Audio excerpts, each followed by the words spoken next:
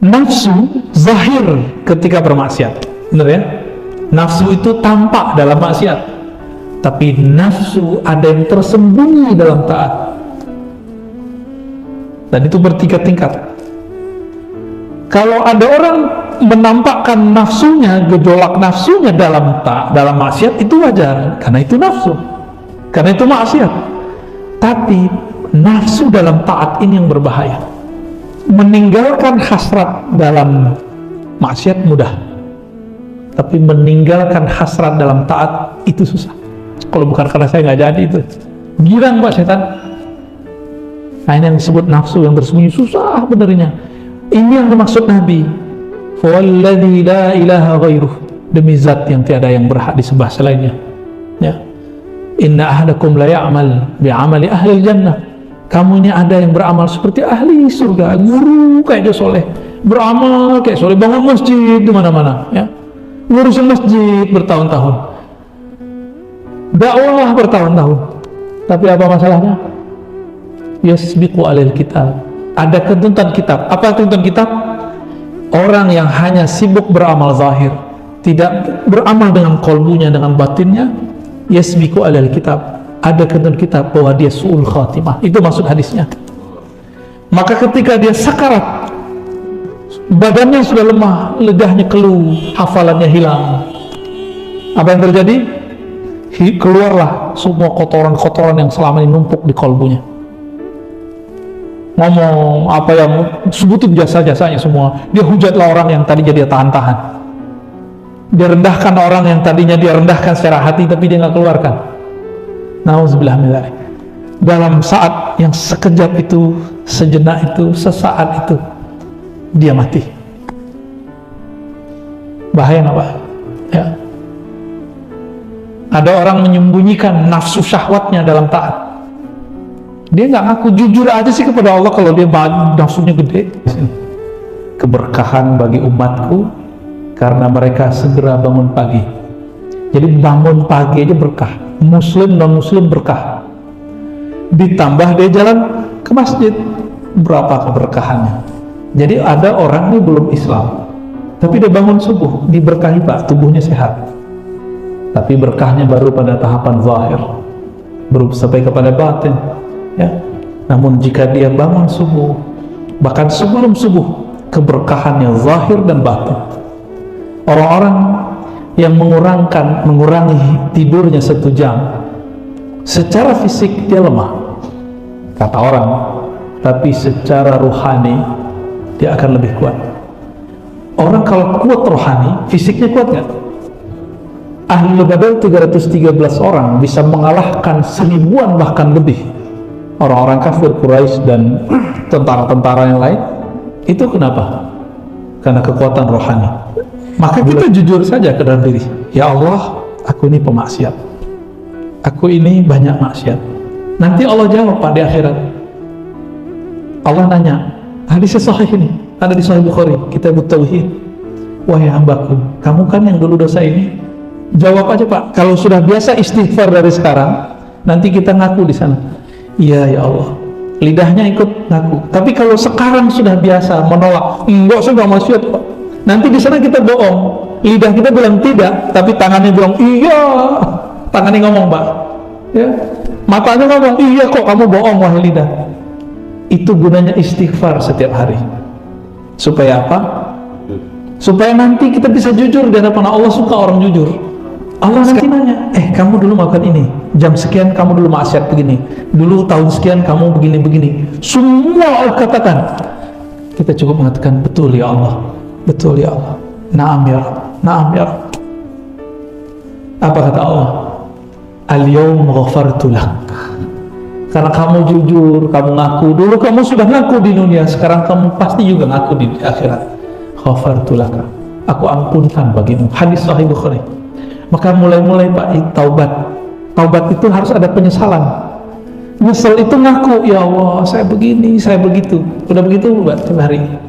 Dosa mata, dosa telinga, dosa lisan, dosa otak yang jorok, dosa nafsu yang bergejolak, semuanya kadukan kepada Allah. Nggak usah kadukan ke orang, nggak usah ceritakan ke orang, ya. Dan gak usah putus asa. Ada pendosa, ada yang lebih banyak lagi dosanya dari kita. Jadi belum telat. Orang yang udah banyak pasar aja balik, masih kita nggak balik. Kira-kira kecenderungan, bisikan-bisikan batin, jiwa yang membatin itu kecenderungan kepada selain Allah, karena dia tidak tampak. Mudawatu ma yukhfa sa'bun ilajuh. Membersihkan, mengobati penyakit yang dalam tidak tampak sulit sekali.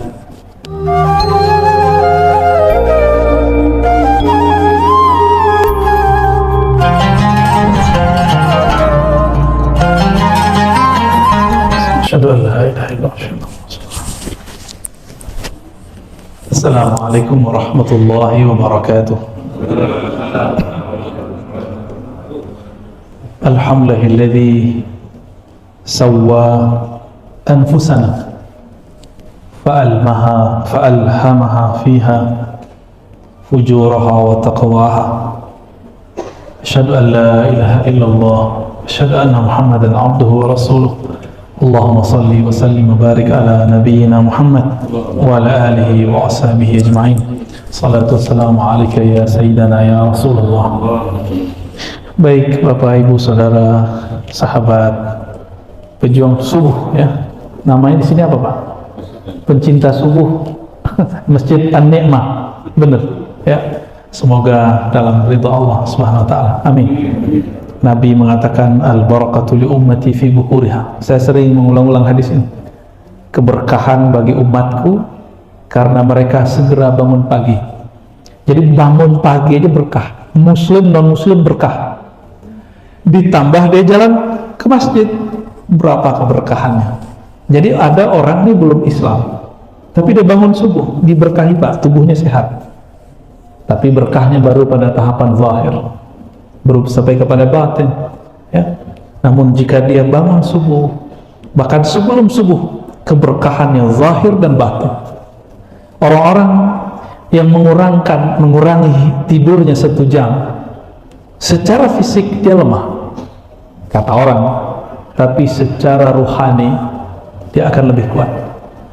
Orang kalau kuat rohani, fisiknya kuat nggak?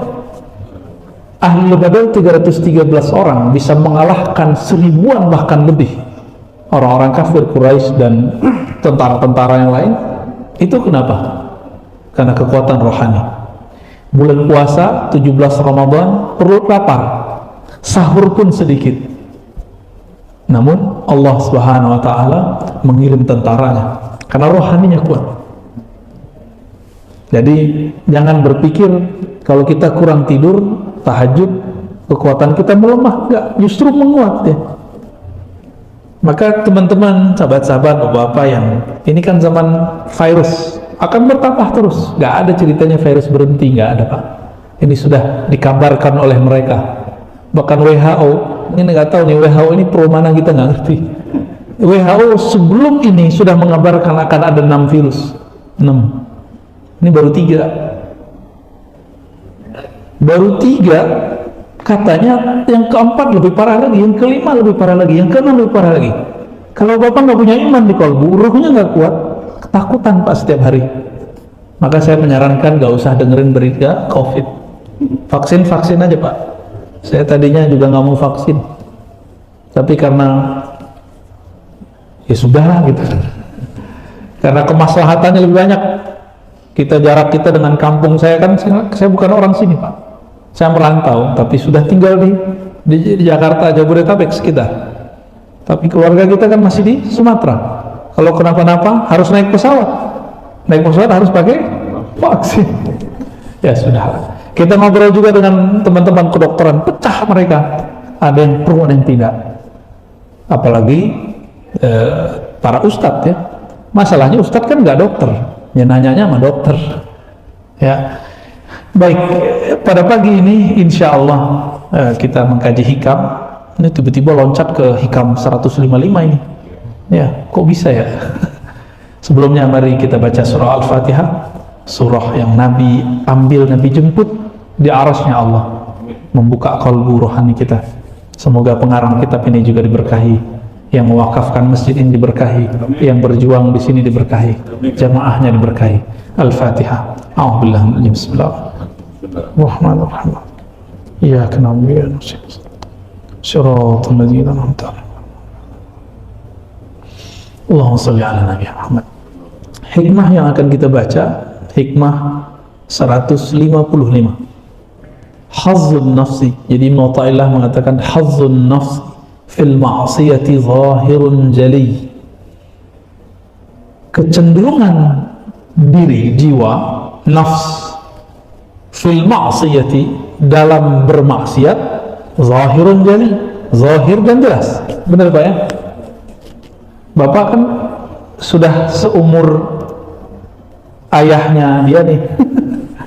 Tapi kalau ketemu gadis cantik, tertarik gak Pak matanya? Matanya doang. Bener Pak ya? Sama kita Pak. Sama kita. Normal. Zahirun jali. Zahir dan jelas. Sama Bapak, ibu-ibu juga begitu. Kalau ngeliat yang masih cakep gitu, muda, itu matanya tertarik Pak, dan itu normal. Secara manusiawi, zahirun jali. Zahir dan jelas. Nah. Apalagi kalau ngeliat duit, matanya, kalau duit yang warnanya merah itu duit berapa tuh Pak? 100, matanya langsung merah ya. Mata langsung hijau. Bener. Sama, saya juga begitu Pak, sama. Mau ustadz nggak ustadz sama. Bedanya ada orang yang di kolbunya tidak ada cinta dunia, dia hanya tertarik kepada uang itu ketika dia butuh untuk keperluan duniawi aja. Di luar itu udah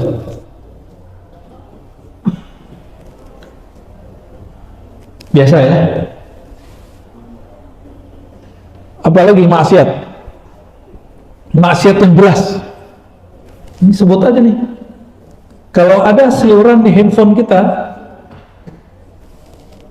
sesuatu yang seksi-seksi, kita tertarik nggak bukanya?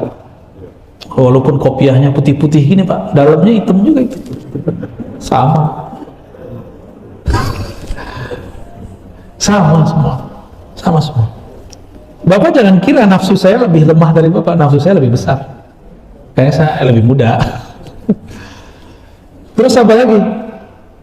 Kami ketika belajar agama, itu imajinasi ketika masuk ke ayat-ayat tertentu itu harus kuat, khayalinya harus kuat, imajinasinya harus kuat. Ketika membaca ayat-ayat surga neraka, kita meresapi itu. Maka saya ini penghayal hebat Pak, jangan dikira. Jadi saya kalau melihat seseorang, baik laki perempuan, itu macam-macam kebayang bagi saya di belakangnya itu. Jadi hati-hati ketemu saya Pak. Mulai dari yang baik-baik sampai yang jorok-jorok tuh kebayang di kepala saya nih Pak. Itu di atas normal itu. Dan itu jen berat bagi saya itu. Jen berat sekali bagi saya. Nah, tapi itu normal ya, semua orang begitu. Maka jangan dikira orang berkopiah, bergamis, bersarung ini aman dari syahwat, enggak. Justru jelas kecenderungannya. Nggak lihat, pura-pura lihat. Ya. Maka kita jujur saja ke dalam diri. Ya Allah, aku ini pemaksiat. Aku ini banyak maksiat. Nanti Allah jawab pada akhirat. Allah nanya, hadis sahih ini, ada di Sahih Bukhari, Kitabut Tauhid. Wahai hambaku, kamu kan yang dulu dosa ini. Jawab aja Pak, kalau sudah biasa istighfar dari sekarang, nanti kita ngaku di sana. Iya ya Allah. Lidahnya ikut ngaku. Tapi kalau sekarang sudah biasa menolak, enggak, saya nggak maksiat Pak. Nanti di sana kita bohong. Lidah kita bilang tidak, tapi tangannya bilang iya. Tangannya ngomong Pak. Ya. Matanya ngomong iya kok, kamu bohong wahai lidah. Itu gunanya istighfar setiap hari. Supaya apa? Supaya nanti kita bisa jujur di hadapan Allah. Suka orang jujur. Sekarang kita seneng nggak anak kita salah terus jujur? Seneng nggak? Seneng. Kalau dia udah salah dia nggak jujur, mau kita gampar deh Pak. Ya. Allah nanti nanya, kamu dulu melakukan ini, jam sekian kamu dulu maksiat begini, dulu tahun sekian kamu begini-begini. Semua Allah katakan. Kita cukup mengatakan betul ya Allah, betul ya Allah. Naam ya, naam ya. Apa kata Allah? Al-yawma ghafartu lak. Karena kamu jujur, kamu ngaku. Dulu kamu sudah ngaku di dunia, sekarang kamu pasti juga ngaku di akhirat. Ghafartu lak. Aku ampunkan bagimu. Hadis Sahih Bukhari. Maka mulai-mulai Pak, taubat. Taubat itu harus ada penyesalan. Nyesel itu ngaku, ya Allah, saya begini, saya begitu. Udah begitu, Mbak, tiap hari. Dosa mata, dosa telinga, dosa lisan, dosa otak yang jorok, dosa nafsu yang bergejolak, semuanya kadukan kepada Allah. Nggak usah kadukan ke orang, nggak usah ceritakan ke orang, ya. Dan nggak usah putus asa. Ada pendosa, ada yang lebih banyak lagi dosanya dari kita. Jadi belum telat. Orang yang udah banyak pasir balik, masih kita nggak balik. Kira-kira begitu, ya. Ustadz saya hina, iya, emang nggak ada orang nggak hina. Semua kita hina. Bahkan kita terbuat dari yang hina, ya. Namun ada satu hal yang bahaya. Kalau maksiat orang biasa Pak ngaku. Sekarang ada yang tersembunyi di dalam taat. Wa hazzuha fi ta'ati batinun khafi. Tetapi kecenderungan jiwa, kecenderungan nafsu diri dalam taat tidak terlihat. Batin tidak terlihat, khafi, tersembunyi. Nggak kelihatan. Pakai baju ustaz. Ya, saya kan dulu seneng Pak melihat tanah kosong. Sekarang saya lepas semua. Apa nafsunya ngomong, wah enak nih kalau buat pesantren nih. Dulu begitu Pak. Tahu-tahu kita ngobrol sama guru-guru kita. Tanya, kamu mau buat pesantren di mana Ar-Razi? Di sono, Syekh Habib. Jauh amat. Sini aja lah, kira-kira begitu. Langsung hilang tuh Pak, cinta sama tanah itu. Udah, kita tunggu event, kita kemudian mengatakan kepada teman-teman di yayasan, Pak, saya mau mengundurkan diri. Gitu. Hilang minat saya sama tanah. Jadi sama, ustadz sama kontraktor mirip Pak. Kalau kontraktor lihat tanah kosong ingin buat proyek-proyek, sama gak jauh beda. Bedanya kalau saya ustadz, saya ngomongnya, ayo beramal, kita bangun masjid. Masjidnya buat kita. Ayo beramal, kita bangun pesantren. Tapi pesantrennya memperkaya diri. Belum selesai pesantrennya, lihat lagi tanah di sampingnya. Jamaah, ayo kita bebaskan tanah. Tuh nafsu lagi. Beramal fi sabilillah, yang menyebut nama Allah, ya. Ternyata intinya nafsu dia. Dan itu banyak di setiap tempat, di setiap masa. Apalagi nyebut-nyebut nama Allah, aduh memalukan itu, ya. Kalau mau besarin pesantren, besarin aja sendiri. Benerin dulu ke ibunya. Benar nggak berjuang untuk Allah atau ingin nafsunya ingin dibesarkan? Kalau pakai nafsu, ada selesai-selesainya nggak? Nggak selesai. Maka coba Bapak kalau sekali jalan ke pesantren-pesantren, ya, udah luas nih pesantrennya, masih pengen diperluas, itu udah pakai nafsu. Jadi itu terjadi tidak hanya di kalangan orang-orang yang umum, ya. Itu baru contoh kasus pada diri saya. Ada yang lain, baca Quran, pengen diperhatikan orang, namanya riya. Riya ini beragam. Pernah dulu, ini saya cerita saja Pak, biar orang nggak tersinggung, ya. Ini aku cerita ke orang lain, gitu nanti orang tersinggung. Ini cerita saya sendiri. Dulu kalau mimpin sholat, saya sorak, saya bagus-bagusin, mirip-miripin sama Syekh Sudais. Serius Pak, serius. Biar apa? Biar makmum yang di belakang itu terasa dia sholat di belakang Syekh Sudais di Masjidil Haram. Tuh, pengen digituin. Awal-awal masih begitu. Lama-lama orang cerita umroh, pas mimpin sholat, kayak Syekh Sudais lagi, biar nanti ada yang kangen Makkah, Madinah, kita diajak umroh sama jamaah. Ada Pak bercerita begitu, masuk.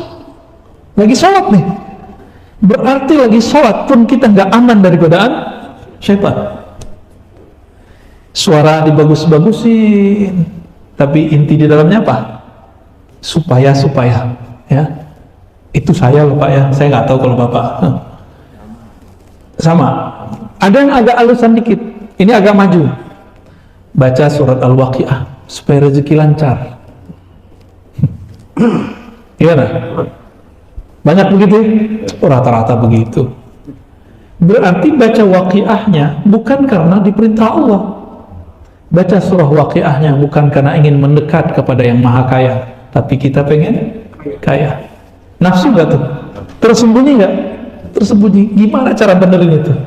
Susah benerinnya. Kalau tadi ya, kalau nggak punya guru, maka kiai ini harus punya guru lagi Pak. Ada kiai di atas kiai, ada guru di atas guru, ada syekh di atas syekh, ada mursyid di atas mursyid. Ada hal-hal yang si mursyid ini nggak bisa lagi ngomong, kiai ini nggak, udah mentok, dia harus datang ke kiai yang senior. Nanti diobatin tuh kalbunya. Obat kalbu itu kadang cukup pakai ngomong, tapi yang ngomong siapa? Kita lagi sakit, yang ngomong ustadz kurang pas, tapi yang ngomong dokter keterima nggak? Terima. Ya. Maka beliau mengatakan hazzuha fit ta'ati batinun khafi. Kecenderungan bisikan-bisikan batin jiwa yang membatin itu kecenderungan kepada selain Allah karena dia tidak tampak. Mudawatu ma yukhfa sa'bun ilajuh. Membersihkan, mengobati penyakit yang dalam tidak tampak sulit sekali. Jadi selevel ustadz wajib punya mursyid, dai itu wajib punya mursyid Pak. Apalagi Bapak kan ya. Imam Ghazali masih butuh mursyid gak? Mursyid ini guru spiritual yang mengajarkan dia cara menuju Allah Subhanahu wa ta'ala. Selevel Imam Ghazali itu hafal Sunan Abu Daud Pak, satu kitab hadis. Orang di luar kan nggak ngerti ya. Orang-orang sekarang, ustaz sekarang itu ngeremehin Imam Ghazali. Kata mereka Ghazali ini penyebar hadis palsu. Ya salam. Dia nggak tahu Imam Ghazali hafal Sunan Abu Daud 4.000-an hadis. Ustadz sekarang 42 hadis arba'in aja belum tentu hafal. Bisa kita cek hari ini ya. Udah berani ngecengin Imam Ghazali. Dia cuma pakai penelitian Albani aja udah belagu ya. Ini Hujjatul Islam. Imam Ghazali itu ahli hadis tapi bukan ahli riwayat, ahli hafal matan saja. Dulu disebut dengan fuqaha. Jadi ahli hadis metode ahli fikih, hafal cuma teksnya tapi tidak hafal sumber-sumbernya. Sanadnya itu beliau tidak mendalami. Apa kata Imam Zahabi? Seandainya Imam Ghazali mendalami hadis, maka dia akan melewati kita semua. Imam Ghazali itu cuma beberapa tahun, nggak nyampe 10 tahun sebelum wafat, belajar hadis lagi. Waktu muda belajar hadis, lalu jadi usul fikih, filsafat, tobat jadi sufi, belajar hadis lagi. Jadi ilmu tasawuf dan hadis ini nggak bertentangan. Itu mereka barengan jalannya. Loh kok bisa begitu? Emang begitu. Hadis itu diambil dari hadis itu dari Rasulullah ya. Tasawuf ajarannya Rasulullah mesti lewat hadis. Maka tidak ada amalan sufi kecuali ada dalilnya di dalam hadis Nabi Sallallahu Alaihi Wasallam. Kan sekarang orang malu Pak nyebut tasawuf. Cuma saya aja yang nggak malu. Sebenarnya bukan nggak malu, malu juga karena Bapak ini malu disebut tasawuf, malu disebut sufi. Tapi telinga saya udah saya tebelin Pak, hidung saya sudah saya butain, nggak mencium-cium bau-bau orang hujat apa kayak saya nggak ada urusan. Ya. Karena kita sudah berpikir lama, kalau begini para dai, ini dai-dai pada takut ngajar hikam, takut nyebut kata tasawuf, tarekat sufi, takut dihujat jamaah, takut ditinggal jamaah. Loh kalau ustadz ngikutin selera jamaah, terus jamaah ngikutin selera siapa dong? Kalau ustadz takut ditinggal jamaah, terus jamaah nasibnya gimana Pak? Kapan jamaahnya mengenal Allah? Ya kan? Kalau ustadz tidak bisa menjadi influencer, tidak bisa mempengaruhi umat, malah dipengaruhi oleh umatnya, kapan dia menjadi pemimpin? Maka saya pasang badan aja Pak. Gimana? Mau ngebantu saya nggak Pak? Siap nggak? Kalau ya kita jadwalin di sini. Udah minta mulu kan? Ya, minta terus nih. Insya Allah nanti kita cari waktunya di sini. Tapi harus siap pasang badan bahwa kita ahlus sunnah, aqidah ahlus sunnah, manhajnya Asy'ariyah Maturidiyah. Ya, bersanad kepada Rasulullah, bermazhab Syafi'i, dan yang ketiga bertasawuf. Kalau enggak, berarti bukan teman saya. Udah. Ya. Mau saya jalan sendiri aja. Harus ada keberanian begitu Pak sekarang. Kan kalau mau jadi ulama, innama yakhsyallaha min ibadihil ulama, surat Fatir ayat 28. Yang takut kepada Allah ada hanya di situ. Hanya ulama. Mau jadi ulama tanpa bisa baca kitab, takut kepada Allah. Nggak takut sama siapa-siapa lagi. Ya. Nggak takut hujatan orang yang menghujat. Tidak takut bully orang yang membuli. Ini dibully dikit mukanya langsung panas ya. Dibully dikit di masjid, ngurus masjid emosi. Biasa aja Pak pengurus. Ya, biasa aja kita. Santai aja Pak, santuy kata anak hari ini.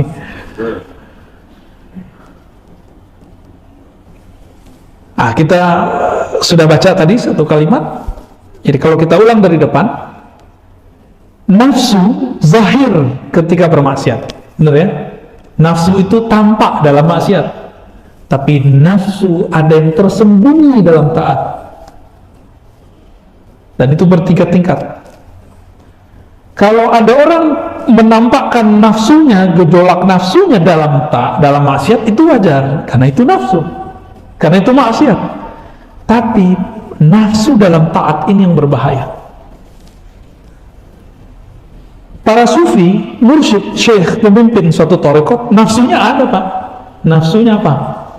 Punya jamaah, punya pengikut, pemimpin majelis, pemimpin kelompok. Itu hijabnya dia, penghalang dia sampai kepada Allah, itu jamaahnya sendiri. Ini kita kasih tahu ya. Maksud saya apa? Ilmu kan luas. Suatu tarekat ini kan cuma satu metode. Mungkinkah dia menemukan metode zikir yang lebih canggih dari metode zikir yang dia pelajari dulu? Mungkin nggak? Mungkin. Berani nggak dia meninggalkan yang lama, mengambil yang baru? Dia berburu lagi. Ini kebanyakan orang kalau ada jadi mursyid nggak mau berburu. Kalau jadi ustadz udah nggak mau hadir di majelis.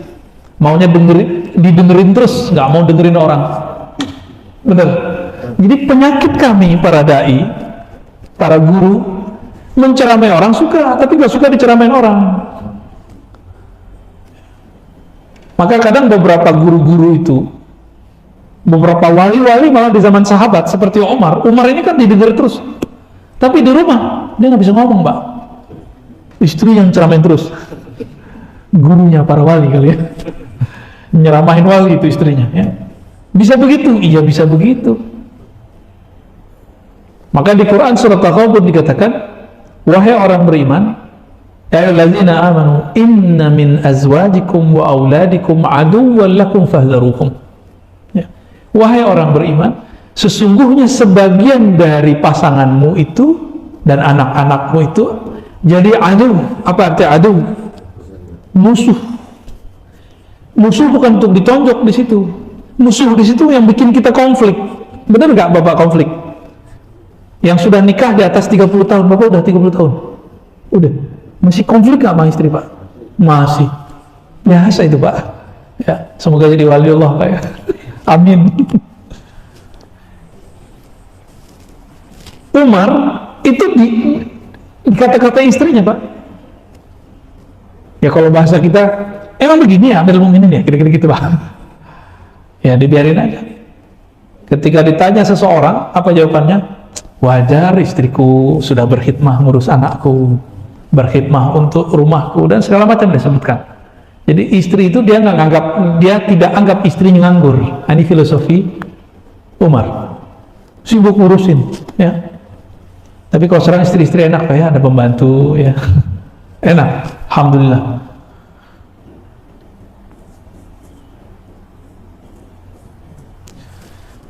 Meninggalkan hasrat dalam maksiat mudah. Tapi meninggalkan hasrat dalam taat itu susah.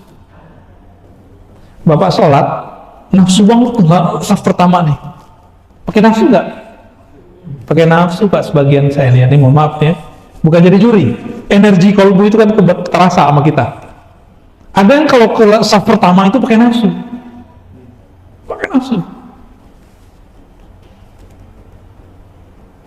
ingin mendapatkan pahala besar, ingin menunjukkan kepada orang beginilah Islam yang benar. Wah, kayaknya dia bisa menafsirkan Islam ya.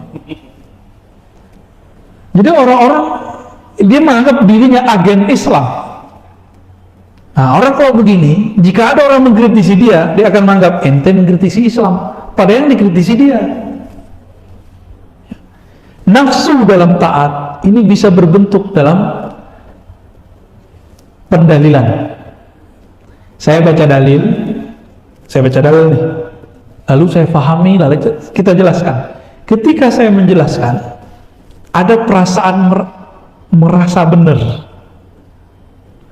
dikritik seseorang nggak terima, atau orang berbeda sama dia nggak terima, lalu kemudian nggak terimanya dengan mohar, kamu tidak ikut kitab Allah dan Rasulnya.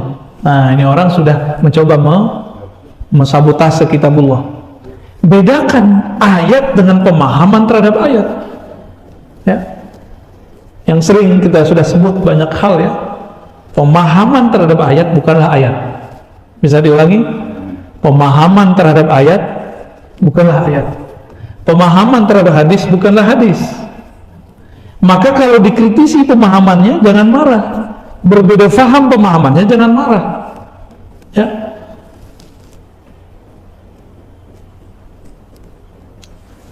Merasa paling benar.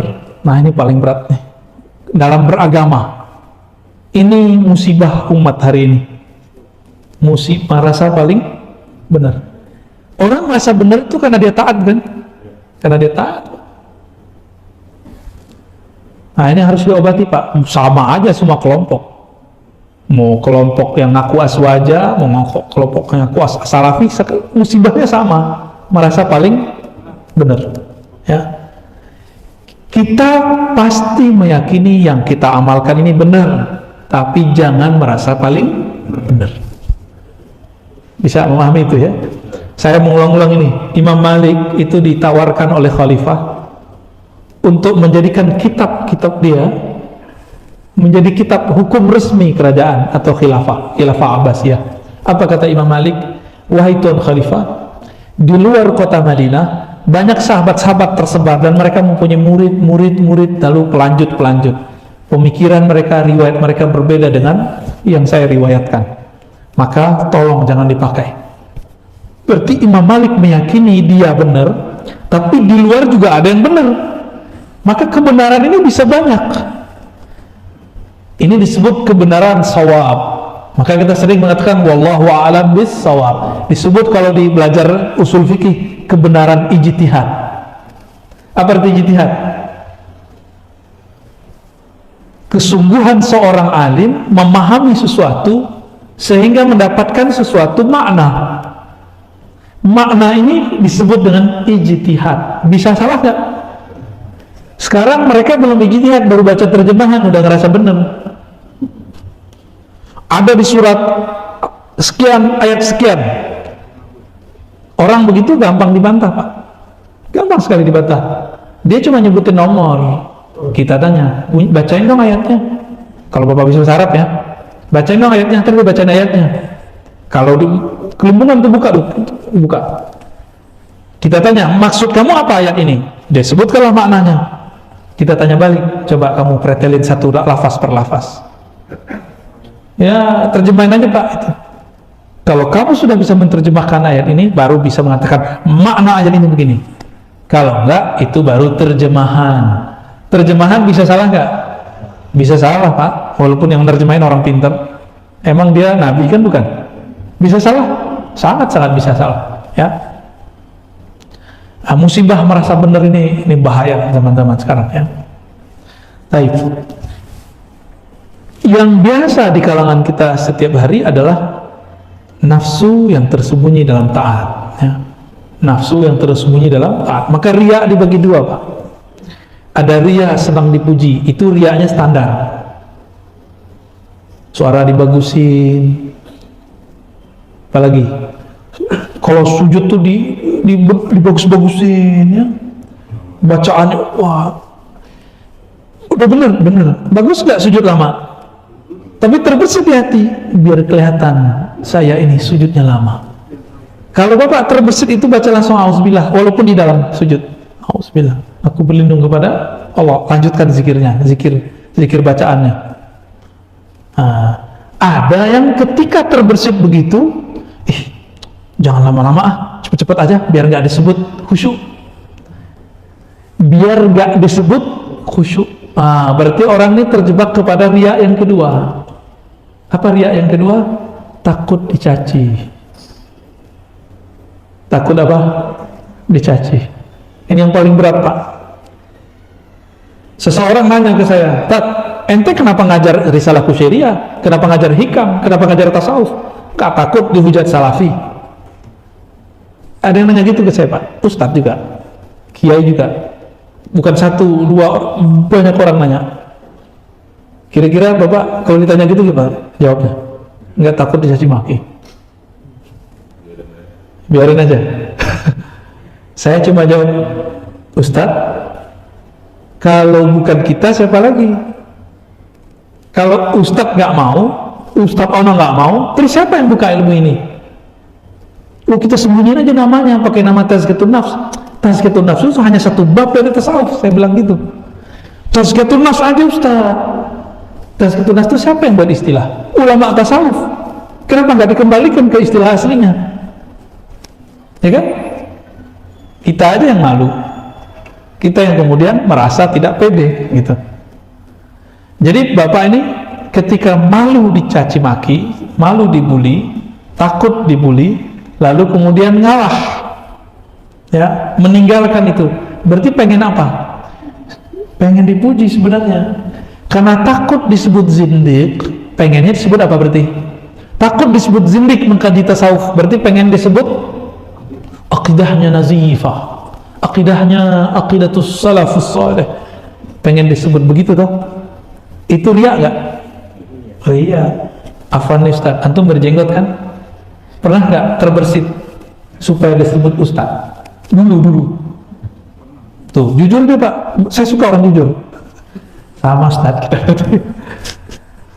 Umur saya kan belum seberapa Pak dibanding beliau. Dulu sering kita nggak dihargai orang kalau datang ke setempat. Gimana biar kelihatan tua dikit gitu, panjangin jenggot deh gitu, biar disebut Ustaz. Berarti takut nggak dihargai, benar nggak? Tapi sebelum itu saya bukan karena itu Ustaz. Saya melihara jenggot supaya disebut salaf. Ini jujur loh ya. Dulu jenggotnya nggak berapa, tapi kemana-mana. Kapan itu berubah? Ketika saya punya seorang dosen yang saya antar setiap seminggu sekali. Dia tanya ya dokter, limadha la tutilu lihyatak? Limadha la tu'fi lihyatak? Kenapa engkau tidak membiarkan jenggotmu panjang? Karena engkau mengajar di satu komunitas yang komunitasnya mereka memanjangkan jenggot. Enggak takut dia caci maki. Hal la takhafu lawmata la'im, gitu. Kita pakai ayat Quran tuh bahasanya. Dia lihatlah saya, dia pegang paha saya itu, Ar-Razi. Saya kalau manjangin jenggot bukan karena ente, bukan karena saya pengen disebut salaf, bukan saya pengen disebut ustadz, kiai, syekh, tapi saya memanjangkan jenggot karena mengikuti Rasulullah. Gitu jawabannya. Oh, itu langsung tercabut itu dalam hati saya dulu. Kalau berjenggot biar disebut manhajnya sama dengan yang di seberang sana. Ya dulu begitu. Tapi alhamdulillah Allah kemudian luruskan kalbu. Nah ini masuk ke dalam apa? Nafsu yang tersembunyi. Sulit untuk dibenerin itu. Sulit untuk benerin itu. Ya.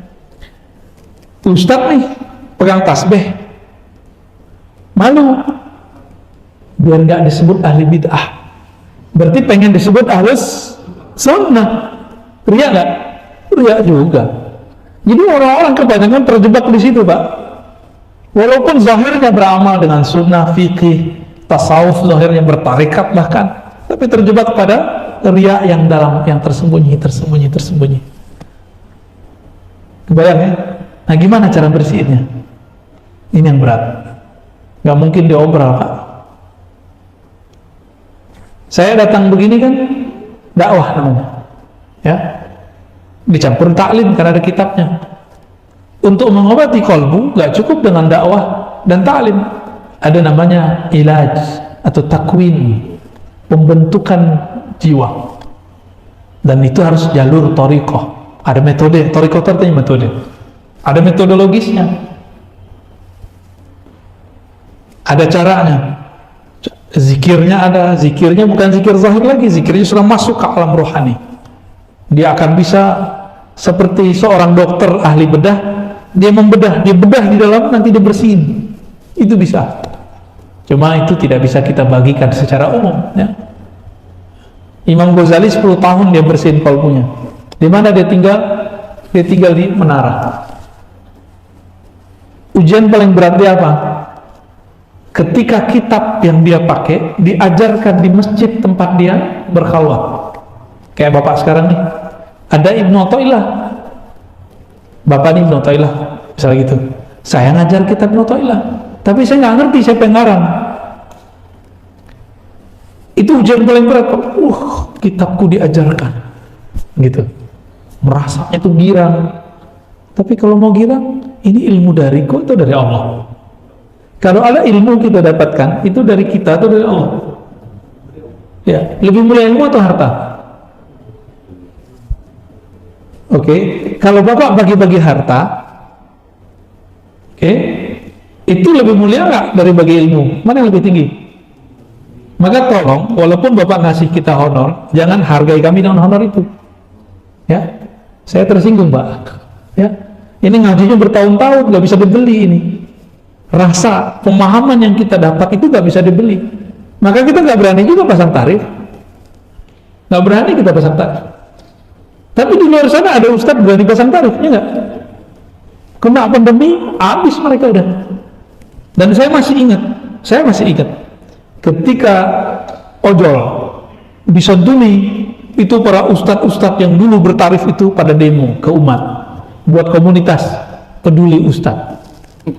Ya, iri dia sama ojol, Pak. Masa kayak gitu kalah sama tukang ojek, kan lucu. Berarti dia nggak ngajarin siapa, apa yang diajarkan selama ini, akidah mana yang diajarkan selama ini. Jadi kadang-kadang dai, ustadz guru itu udah kayak lilin, nerangi orang dianya kebakar, tahu-tahu energinya habis. Ini pandemi ini kan nyikat semua nih, kesikat semua. Betul luar biasa, ya. Namun saya bersyukur ada pandemi, Pak. Saya nggak banyak jalan kemana-mana lagi, paling-paling Zoom, ya. Dulu lelah kita dakwah kemana-mana, hasilnya juga belum jelas. Sekarang kita ceramah direkam, bisa didengar orang kapan saja, ya. Alhamdulillah. Nah, Bapak Saudara makan Allah, nafsu yang tersembunyi ini tadi riya, ya. Sekarang ada namanya sum'ah. Sum'ah ini pengen memamerkan. Kalau zaman dulu memamerkan cuma satu model, lewat fisik, lisankah, penampilankah. Contohnya nih, bapak anda tadi tahajud gak? Terus siang-siang lagi taklim ngantuk-ngantuk. Ya nih, afwan Ustaz ya, afu Ustaz. Ini malam tadi bangun jam 3 Ustaz. Tahajud. Keluar deh sum'ah. Tapi sebenarnya salah nggak ada ngomong gitu? Nggak salah, cuma di hatinya dia pengen ngasih tahu bahwa saya tahajud loh malam tadi. Enggak, itu setan gampang sekali. Setan tuh narik-narik begitu, Pak. Ada seorang murid datang kepada Imam Salafus Saleh, Imam Abu Yazid Al-Bustami. Saya pernah cerita itu, ya. Apa kata beliau? Ya Sidi Syekh Bayazid, sumtu 20 sana. Aku telah puasa 20 tahun. Kata si orang ini ulama ini, Pak, ulama hebat. Apa kata Abu Yazid? La aftarta. Engkau baru saja berbuka. Berbuka dengan apa? Puasa itu kan menahan. Apa yang ditahan? Bukan hanya lapar dan haus, tapi menahan yang tadi itu. Nah, Bapak ini diam-diam di rumah bisa melakukan puasa itu. Berarti dah kita buka dikit tarikotnya, Pak. Puasanya sudah sampai ke puasa apa? Puasa jiwa. Jiwa ini bergejolak terus, pengen tampil, ya. Ini bangun masjid nih, pendirinya atau pengurus awalnya yang berjasa ngurus notaris. Sekarang Bapak nggak dengerin dia, nanti dia akan ngomong ke orang lain. Tahu nggak ente? Itu kalau nggak ada saya nggak jadi di masjid, batal. Pahala yang selama ini dia kumpulkan batal, Pak. Harus segera tobat tuh supaya Allah kembalikan. Ada nggak orang ngomong begitu? Banyak, bukan ada lagi, Pak. Di setiap pembangunan masjid kita menyaksikan dan mendengar itu. Rihlah saya kan kampus masjid, pesantren, kampus masjid, pesantren. Pesantren juga gitu. Yayasan, orang-orang yayasan tuh ngomong gitu. Kalau bukan karena saya si Kia itu nggak jadi orang, ya salah. Ya. Begitu mereka. Kita ketemu orang-orang selebritas, sama. Itu si artis tuh kalau bukan saya yang majuin dia nggak terkenal. Ternyata di semua lini ada terjadi begitu. Guru, nah guru agama yang paling berat. Ada muridnya terkenal, baca Qur'annya bagus, taklimnya luar biasa. Apa kata si guru? Kalau bukan saya yang ngajar dia nggak jadi orang. Tuh. Itu setan girannya bukan main. Berapa lama itu? Itu bisa 15 tahun, 20 tahun muridnya baru jadi orang. Selama 20 tahun itu dia bisa memendam, tapi nggak tahan melihat orang ini sukses. Kalau bukan karena saya nggak jadi itu. Girang Pak setan. Nah, ini yang disebut nafsu yang bersembunyi, susah benernya. Ini yang dimaksud Nabi. Walladzi la ilaha ghairuh. Demi zat yang tiada yang berhak disembah selainnya. Ya. Inna ahadakum la ya'mal bi'amali ahli jannah. Kamunya ada yang beramal seperti ahli surga, guru kayak dia soleh, beramal kayak soleh, bangun masjid di mana-mana, ya, ngurusin masjid bertahun-tahun, dakwah bertahun-tahun, tapi apa masalahnya? Yasbiqu alil kitab. Ada ketentuan kitab. Apa ketentuan kitab? Orang yang hanya sibuk beramal zahir, tidak beramal dengan kolbunya, dengan batinnya, yasbiqu alal kitab. Ada ketentuan kitab bahwa dia su'ul khatimah. Itu maksud hadisnya. Maka ketika dia sakarat, badannya sudah lemah, lidahnya keluh, hafalannya hilang, apa yang terjadi? Keluarlah semua kotoran-kotoran yang selama ini numpuk di kolbunya. Ngomong apa yang sebutin jasa-jasanya semua. Dia hujatlah orang yang tadinya dia tahan-tahan. Dia rendahkan orang yang tadinya dia rendahkan secara hati tapi dia nggak keluarkan. Nauzubillah min dzalik. Dalam saat yang sekejap itu, sejenak itu, sesaat itu, dia mati. Bahaya nggak Pak? Ya. Ada orang menyembunyikan nafsu syahwatnya dalam taat. Dia nggak ngaku, jujur aja sih kepada Allah kalau dia nafsunya gede. Sebelum meninggal, dia kayak ngeliat orang yang minum khamar tuh keren, tapi malu gitu. Baru sisa itu Pak orangnya. Baru sisa itu 500 tahun dia beribadah. Itu muridnya, kalau dia nggak muat, cukup naik Pak semua. Cukup dengan tangan begini deh, naik semua. Berlapis-lapis ke atas. Nanti ada masanya begitu lagi Pak. Sekarang belum. Namun dalam ketaatannya yang berlipat-lipat itu, dia lupa satu hal itu di kolbunya. Pribadi tobat tidak ada. Dia rajin taat, rajin sholat, rajin zikir, tapi di kolbunya nggak ada rasa tobat. Ya, saya ngelihat ada orang tobat hari ini, tapi lupa tobat batinnya. Ya, banyak nih yang artis-artis nih. Terus ngomong, saya doakan kalian husnul khotimah. Dia lupa mendoakan dirinya husnul khotimah. Nah, ini udah banyak hari ini, ya. Maka kesimpulan kajian kita pada pagi ini, Bapak Saudara sahabat yang dimuliakan Allah, mari kita kalau berjuang melawan nafsu itu tidak hanya yang zahir, tapi juga yang batin. Karena yang batin itu tidak tampak, maka membersihkannya pun juga susah. Oleh karena itu, untuk membersihkannya mesti kepada ahli yang mengerti bab yang batin. Ustadz itu seperti dokter, ada ustadz yang umum, ada dokter yang umum. Spesialis, ada dokter spesialis, ada juga guru spesialis.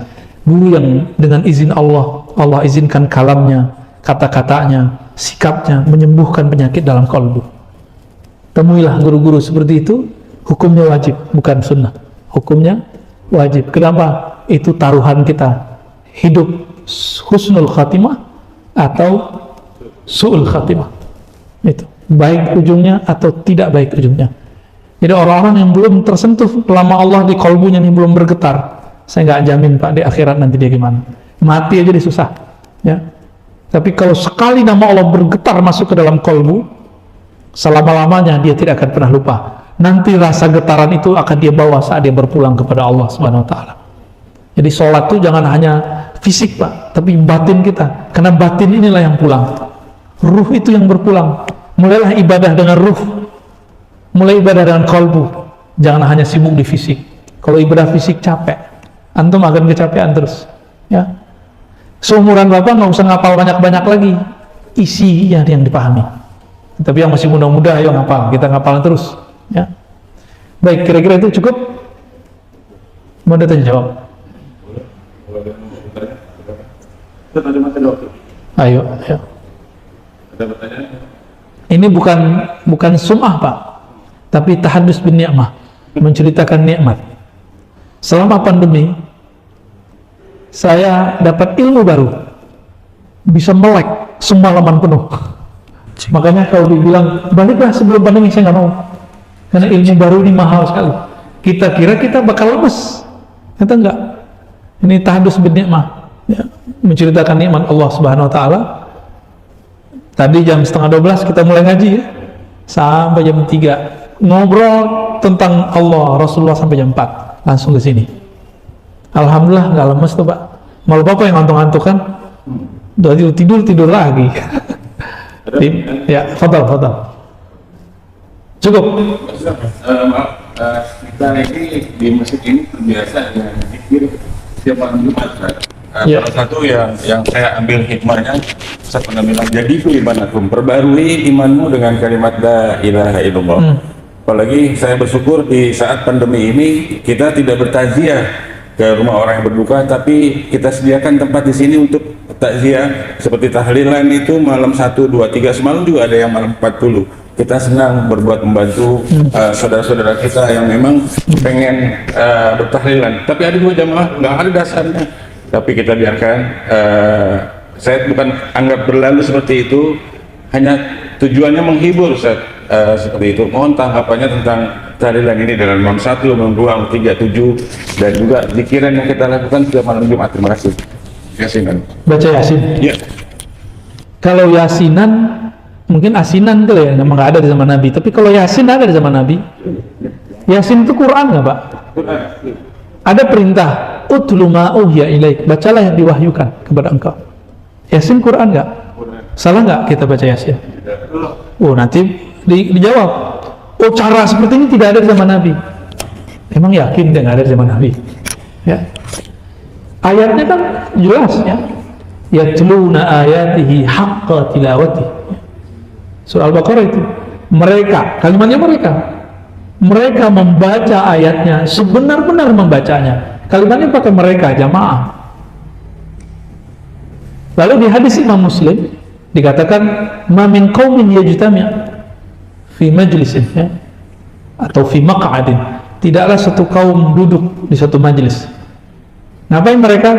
Yatluna ayatillah, membaca ayat-ayat Allah. Saya mau tanya, Yasin ayat Allah atau ayat setan? Kalau saya ngumpul baca Yasin, masuk hadis itu enggak? Saya ngumpul baca Tabarak, masuk enggak? Ngumpul baca Al-Kahf, masuk enggak? Mereka akan ngomong, kenapa Yasin mulu enggak yang lain? Emang salah? Baca kitab Al-Azkar An-Nawawiyah. Imam Nawawi menulis satu bab, kebolehan melebihkan satu ayat di atas ayat-ayat yang lain. Kita hobi gitu, itu boleh. Tafdil, ya, tafdil surah ala suwarin, ayat ala ayatin, itu boleh dan disunnahkan. Di masa sahabat Rasulullah ada yang setiap rakaat dia baca qul. Coba di sini ada Pak, bubar masjid ini. Wah, ustadznya nggak kreatif, qul mulu. Ya, ditanya, ente kok qul mulu? Jawabannya Pak, di dalamnya ada nama Allah, sifat Allah, aku suka membacanya. Jadi dia melebihkan satu ayat, bahkan diulang-ulang. Nabi mengulang-ulang ya, surah Al-Maidah, in tu'adzibuhum fa innahum ibaduk. Nabi ulang-ulang sampai pagi. Jadi Nabi sampai di ayat itu diulang, nggak berhenti. Maka boleh tikraril ayat, mengulang-ulang ayat untuk wiridan itu boleh. Ini dalil wiridan, boleh ngulang-ulang ayat, ngulang-ulang satu surat, boleh. Kembali kita ulangi. Lafaz yang pertamanya bang, yatluna ayatillah, membaca ayat Allah. Hadis riwayat Imam Muslim. Wa yatadzakaruna bainahum, di satu riwayat mereka saling muzakarah.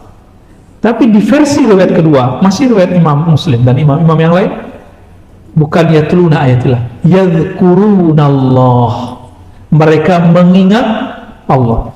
Bapak kalau yasinan baca ini gak? Subhanallah bihamdihi subhanallahil azim, itu zikir bukan? Zikir atau mengumpat? Zikir atau mengumpat tuh? Bid'ah atau sunnah itu? Sunnah. Sederhana tuh. Berarti dalilnya sudah di hadapan dia, tapi Allah tutup hatinya untuk memahami itu. Coba dibuka deh, ya. Buka, dengarkan, buka hati, buka pikiran. Gak ada tuh, gak ada itu di mata ente, gak ada, ya. Di dalil ada. Orang-orang seperti ini kadang-kadang harus kita kasih disuapin, Pak. Begitulah lafaznya. Berarti ada nggak di zaman Nabi? Oh, betul lafaz hadisnya. Ada nggak sahabat melakukan? Banyak. Dalil yang digunakan untuk membid'ahkannya, dalilnya tidak sampai derajat sahih. Riwayat dari ini dan bukan hadis Nabi. Bertentangan dengan hadis riwayat Muslim dari Muawiyah. Nih, mereka sering pakai, inilah kita lihat, sesuai menafsunya, hadis nggak sahih disahihkan. Hadisnya cuma hasan, Pak. Karena bertentangan dengan hadis yang sahih, dia jadi syadz. Bahkan bukan syadz lagi, mungkar jadinya.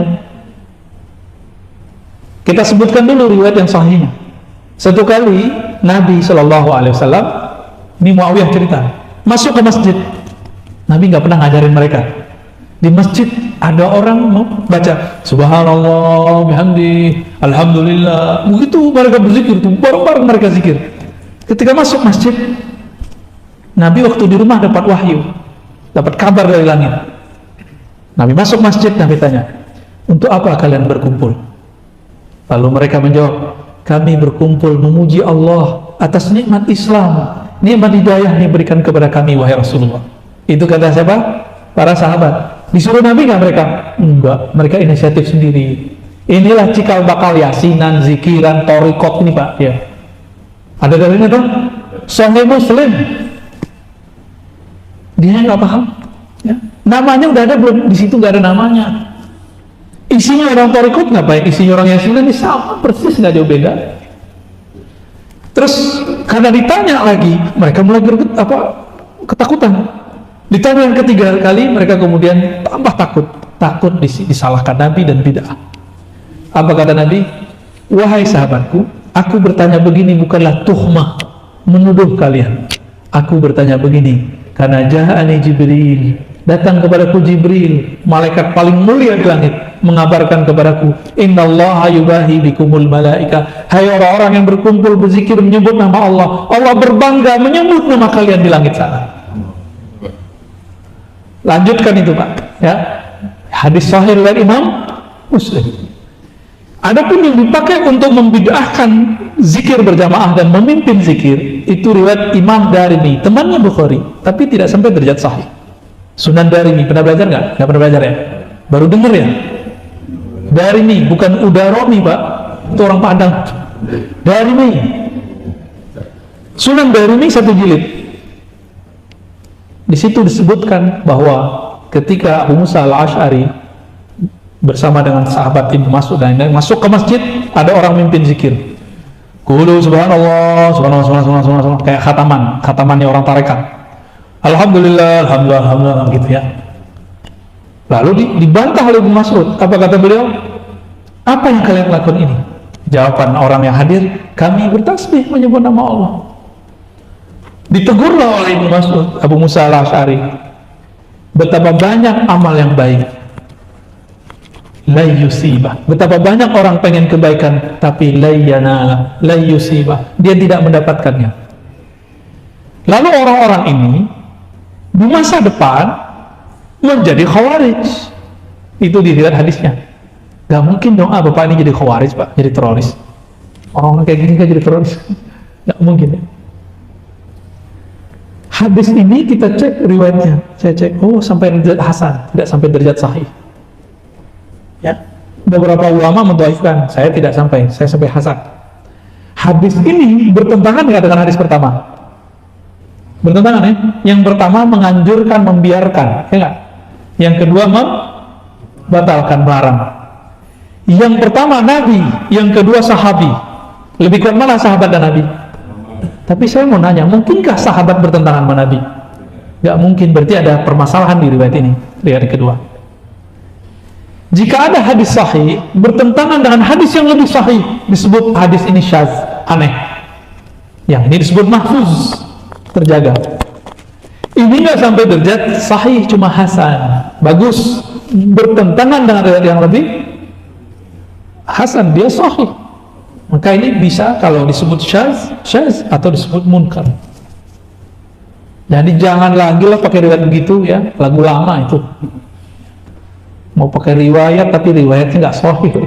Ya. Giliran ada di Darimi tentang Nur Muhammad, mereka nggak terima. Ya. Sayyidah Aminah itu ketika melahirkan Nabi Muhammad itu melihat cahaya, itu Nur Muhammad tak muncul. Mereka nggak percaya Nur Muhammad, dianggap saya dongeng. Ya. Jadi lanjutkan, ya. Kita hujah Bapak nanti dunia akhirat insya Allah berdasarkan dalil-dalil yang tadi. Ya. Ya, silakan. Assalamualaikum. Tadi kalau maksud itu kecenderungannya tersembunyi. Ya. Artinya walaupun tersembunyi suatu saat itu mungkin kita sebagai pelakunya itu akan merasakan. Jadi mungkin menjaga amal yang tulus itu kan menurut saya itu akan seumur hidup. Ya. Jadi untuk mengukur diri, maksud saya untuk introspeksi diri, saya suka berpikir begini, kalau mengukur saya ini sebenarnya karena Allah atau bukan berbuat sesuatu. Kalau saya berbuat sesuatu misalnya kebaikan tidak dipuji sama orang, terus saya merasa malas atau mungkin kecewa, itu artinya saya tidak karena Allah. Ya. Begitu juga kalau misalnya beramal baik bahkan dicaci, saya juga kecewa. Itulah mungkin yang tadi segeralah beristighfar atau berlindung kepada Allah, dan itu akan berjalan untuk diri sendiri itu seumur hidup. Demikian apa kita bisa mengukur itu pada diri sendiri supaya kita bilang oh kok saya seperti ini, saya seperti ini gitu. Terima kasih. Iya, apabila Bapak belum bertemu seorang guru mursyid rohani, Bapak bisa membuat indikator itu, baca kitab Imam Ghazali jilid ketiga Ihya Ulumuddin, atau ringkasannya bab 21. Ringkasan Ihya Ulumuddin bab 21 sampai selesai baca. Nanti ada di bab riya, sebab-sebab riya, ciri-ciri riya, cara membersihkan riya. Ada semua Pak di situ. Kalau Bapak gengsi mau berguru atau Bapak sibuk, bacalah buku itu. Tapi biasanya orang udah malas berguru, malas baca juga. Ya Pak ya. Nah, tapi semoga Bapak tidak termasuk dua-duanya yang pemalas itu ya. Semoga ketemu gurunya. Apakah dengan cara membuat indikator begitu kita bisa? Ya itu kan yang terbayang oleh Bapak. Ada yang di dalam itu lagi yang tidak terbayang. Dokter ahli bedah itu dia bisa melihat sesuatu yang kita nggak lihat, tidak? Kita sih ngeliatnya biasa aja, bagi dia sesuatu karena dia punya teknologi, dia punya alat. Ada satu hal, dia punya pengalaman. Nah itu yang mahal Pak. Pengalaman itu mahal, itu skill yang luar biasa. Nah mursyid-mursyid guru-guru rohani ini punya pengalaman membersihkan kolbunya, lalu membersihkan kolbu orang lain. Itu yang mahal ya. Silakan ditemui Pak ya. Jadi indikator kita nanti akan tambah sempurna kalau Pak baca buku ringkasan Ihya Ulumuddin mulai bab 21 insya Allah ya. Ada lagi Pak cukup? Ya. Aku pernah baca di kitab ini yang bersandarkan kepada amal. Oke. Bagaimana orang yang bertawasul dengan amalnya? Nah beda. Ini terjemahan yang masalah Pak. Ini pertanyaan bagus. Di Hikam ada sindiran atau larangan bersandar dengan amal. Ini kita bacakan teksnya. Min alamatil i'timad. Ikan pertama itu tanda-tanda orang yang i'timad, dia bersandar kepada amalnya. Ketika terjebak maksiat, zalal bahasa Arabnya, maka terjadi nuqsanur raja. Ya, min alamatil i'timad alal amal nuqsanur raja ila wujudiz zalal. Bapak goncang ketika maksiat, putus asa kepada Allah, muncul rasa tidak pede lagi beribadah kepada Allah. Kalau terjebak maksiat, berarti kita ini baru hamba amal, belum hamba Allah. Gitu. Contohnya nih, kalau hari ini zikirnya banyak, doanya pede nggak? Kalau hari ini doanya dikit, doanya nggak pede. Saya mau tanya, Tuhan Allah saat kita doa banyak sama nggak dengan Allah saat kita doa sedikit atau zikir sedikit? Sama, benar sama. Allah yang kita sembah saat kita sembah sama nggak dengan Allah saat kita maksiat? Sama aja. Apakah Allah berubah, bertambah kaya dengan taat? Apakah Allah terganggu dengan maksiat kita? Enggak. Maksiat itu Pak, yang terganggu diri kita sendiri. Jadi maksiat itu kenapa diharamkan? Karena mengganggu kita sendiri kepada Allah. Allah itu nggak mau hambanya terganggu koneksinya dengannya. Karena itu membahayakan diri kita. Itu maksudnya. Jadi Allah itu nggak butuh taatnya kita. Allah nggak butuh tobatnya kita dari maksiat. Allah nggak terganggu kok sama maksiat kita. Itu sebabnya Allah Subhanahu Wa Taala menerima tobat. Walaupun sudah bunuh 100 orang kan itu, yang riwayat itu. Jadi apa yang dimaksud bersandar kepada amal? Orang yang moodnya tinggi kalau ada amal, moodnya rusak jika tidak beramal. Berarti dia tidak menyaksikan bahwa yang menggerakkan dia selama ini adalah Allah Subhanahu Wa Taala. Dia masih merasa ada peran dirinya dalam taat. Kita kalau taat yang kita lihat Allah, kalau maksiat yang kita salahkan diri kita. Walaupun semuanya dengan izin. Ada nggak di dunia, di alam semesta ini terjadi sesuatu tanpa izin Allah? Nggak ada. Ustadz, kalau begitu berarti maksiat dengan izin Allah? Iya. Kalau nggak, berarti ada Tuhan selain Allah yang mengizinkan terjadi maksiat. Dua dong Tuhannya. Bahaya nggak? Nah, itulah akidah Qadariyah. Kenapa kemudian dianggap sesat oleh para ulama? Al-Qadariyah itu majusu hadhil ummah. Qadariyah itu majusi umatku. Walaupun hadisnya bermasalah ya. Baik. Terjawab Pak? Ya? Cukup? Apa lagi? Oh ya.